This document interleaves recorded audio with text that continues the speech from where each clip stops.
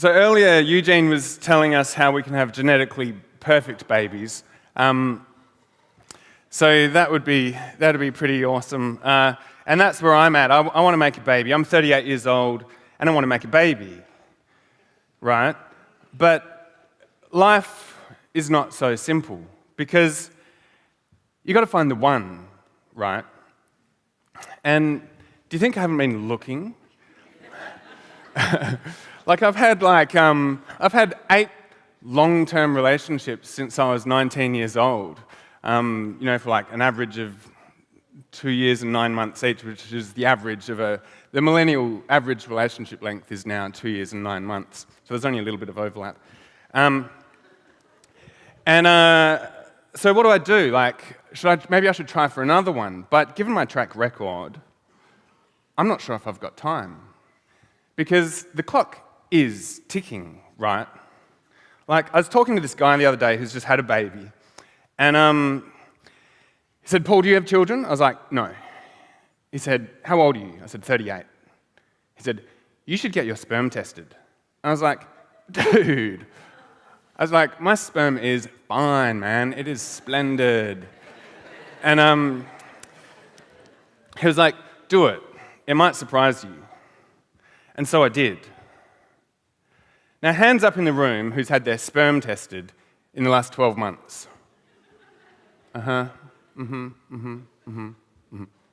Yep, 0.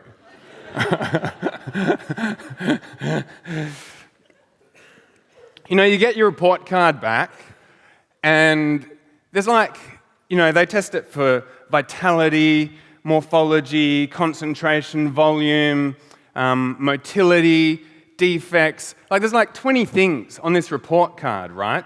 And you get older and older. At some point, something's got to start giving, right? So guys, in the room, do it. I dare you. Get your sperm tested. It's free. And it'll make you rethink your plans for the future, because you're like, "Oh yeah, my sperm's fine forever." But go and get it tested, because it doesn't cost anything. It's kind of fun doing it. And I took my lover in there. Anyway, and then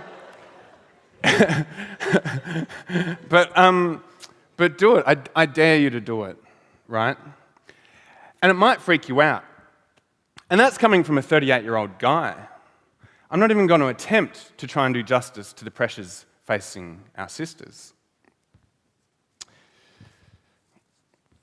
So it's time to have a baby. So what do I do? I could go on my Tinder profile. I could install Tinder, and then I could write on my profile, "I want to make babies." But we've all seen that on internet dating. You see those people, they're like, "I only want something serious. If you're going to screw me round, then just swipe left." And you're just like, "Oh my God, this is never going to work." I suppose I should talk to my lover, but then I'd have to talk to her other lover as well, run it past him. I could talk to my ex-girlfriends, but we broke up for a reason, right? And half of them are pregnant, and I don't know about that. Speed dating, yeah. Salsa classes, "Hey, I want to make a baby," That's actually samba. Okay, so, those things might lead to a relationship, but I don't want another relationship. What I mean is, I'm good with relationships. I don't need help with relationships. I can do relationships. I'm good at relationships. Ask any of my ex-girlfriends. There's some in the room. You can ask them. No, that's a joke. Do not ask them. Anyway, so what are my choices then?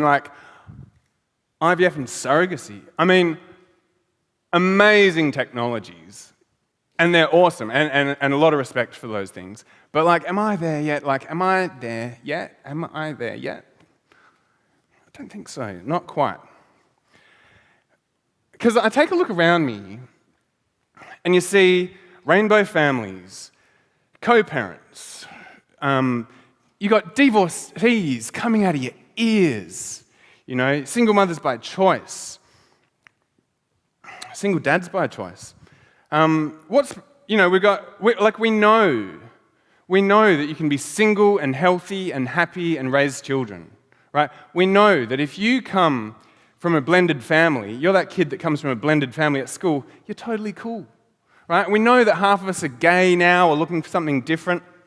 What's abundantly apparent is that the heterosexual nuclear family model is great, it's awesome, fantastic, but it's just one of many options, right? So why does society only really still offer that as the one path? Is it a conspiracy? No, it's discrimination. Nah.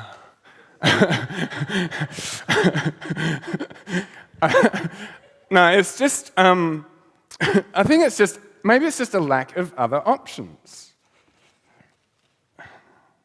Sorry, just let me catch up here. Because I look around and I see a whole bunch of other people in the same predicament. Yeah. I wasn't pointing at anybody in particular then, I was just joking. So, anyway, sorry. Yeah, so I see a whole lot of people in the same predicament, so why don't we just help each other? Right? Humans are genetically predisposed to helping each other. Right? We love helping each other. We're always helping each other. In 2009, they did this study where they grabbed a whole bunch of babies, chucked them in a room, gave them blocks and stuff, and the babies are all helping each other. Look at these babies, they're always helping each other, babies. That one's helping its mum. I mean, if that doesn't prove my point. No, we love helping each other, right? You know, you see a little old lady walking across the road, she needs help, and you go help her, and you're like, oh, here, help you, there you go. You know, and you feel happy. You're like, oh, I feel better. You know, you go home, you're like, hey, guess what I did today? You know, but you sit there and you don't help the little old lady, and she's walking across the road, and you're like, oh, she needs help. Can't be bothered getting out of my car. Oh, I feel bad. I should really help her. Can't be bothered. Oh, I feel bad. I wish she'd hurry up. You know, you don't help her, you get anxious, you get depressed, right? Humans like helping each other, and it's what separates us from well, actually I was going to say the apes, but even chimps like helping each other as well, right? It's what separates us from the psychopaths. It's empathy. So we like helping each other, but when you've got needs around fertility, nobody's coming to help you. Why? Because nobody freaking knows. Because you haven't told anybody except your bestest friend in the whole world. You're like, hey, dude. Yeah? What? You're like, we need some freaking eggs. Like, oh, shit, dude. Where the hell are you going to get eggs? Like, I got no freaking idea, man. Hey, don't tell anyone, okay? It's like, yeah, man, your secret is safe with me. Like, cool. It's like, great, okay, cool. Well, nobody's going to help you, are they? It's ridiculous. Like, what we need is for everybody to come out of the closet, you know, and shout it out and say, I want to make a baby. I'm okay with that. I'm not ashamed. You know, like, who's out there? Who else wants to make a baby? Like, let's hook up. Let's catch up, see if we click, you know. Let's just see if we get along. Who's in that space in life? And it's funny, like, 90% of people want to make babies or have babies or want to make babies. Like, it's very natural. We all want to make babies, right? It's totally fine. Everybody wants to make babies. Okay, right? So if we can do this, if we can make this new stomping ground where everybody can come out, then we got to make this place that's really inclusive. So it's got to be free. It's got to be fun and friendly and easy to use, right? Because we want everybody on there. And it's got to be global. So if we can make that, then everybody can participate. It'll be great fun. I mean, it'll be so much fun. Let's try it right now. So in a minute, I'm going to ask all of you to turn to the person next to you, and then maybe the person behind you if you're feeling adventurous, and just tell them, just introduce them yourself, and tell them what you've got, right?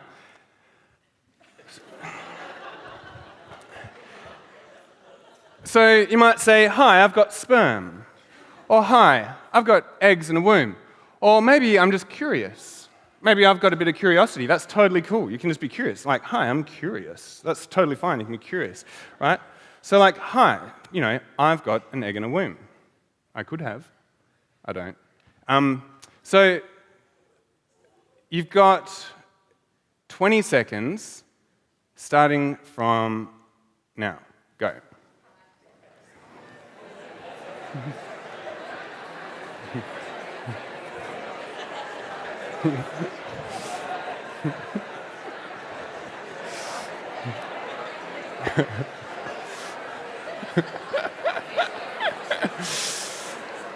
Okay.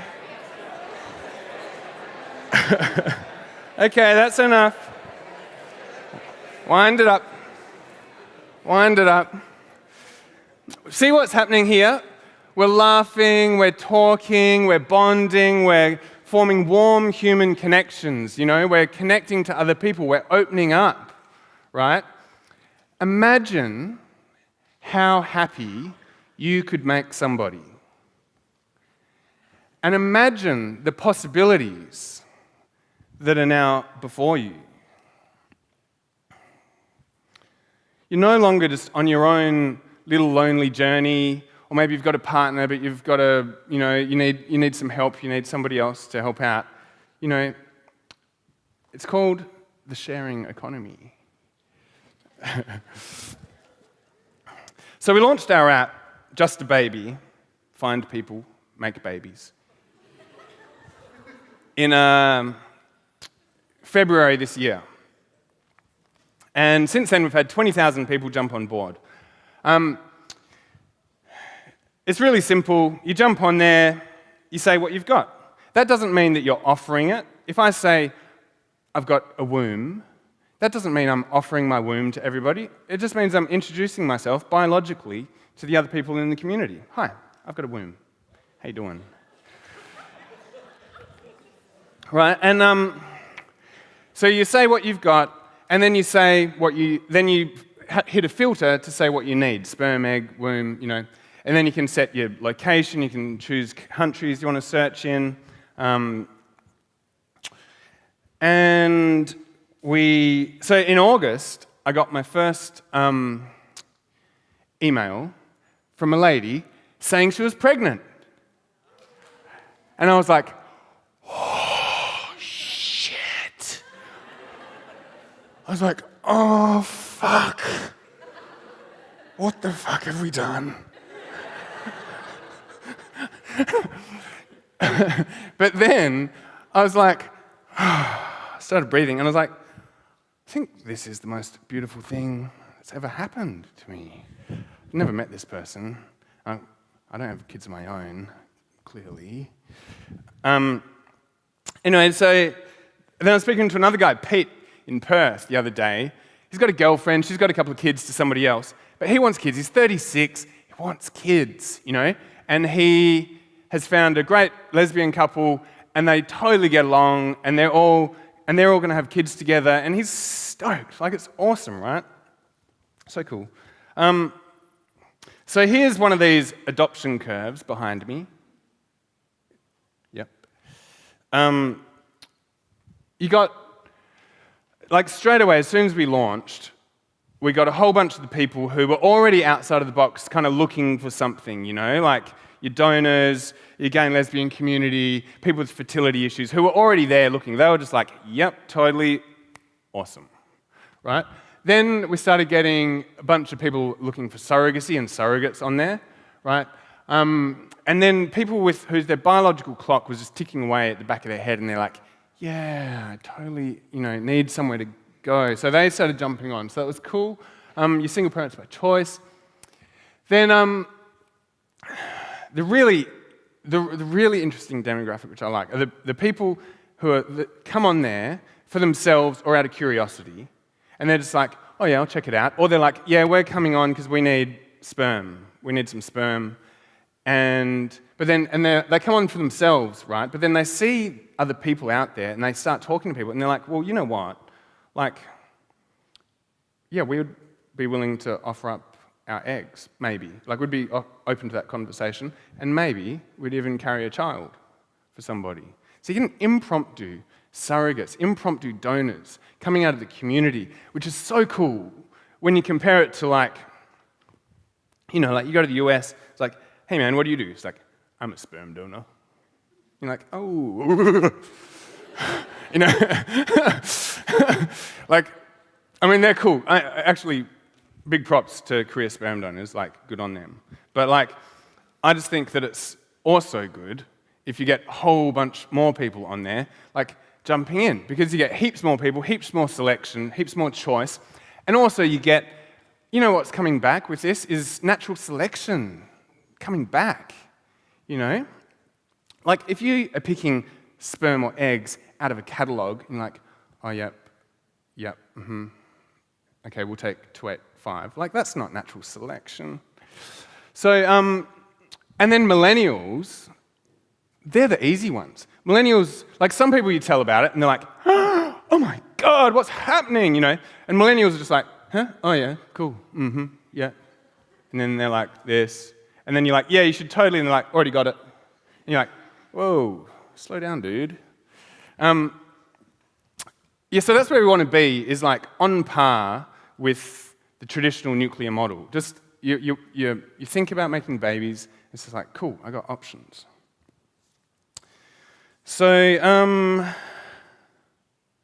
some people, when they hear about just a baby, they're like, are you serious? Oh man, isn't the future just getting so whacked?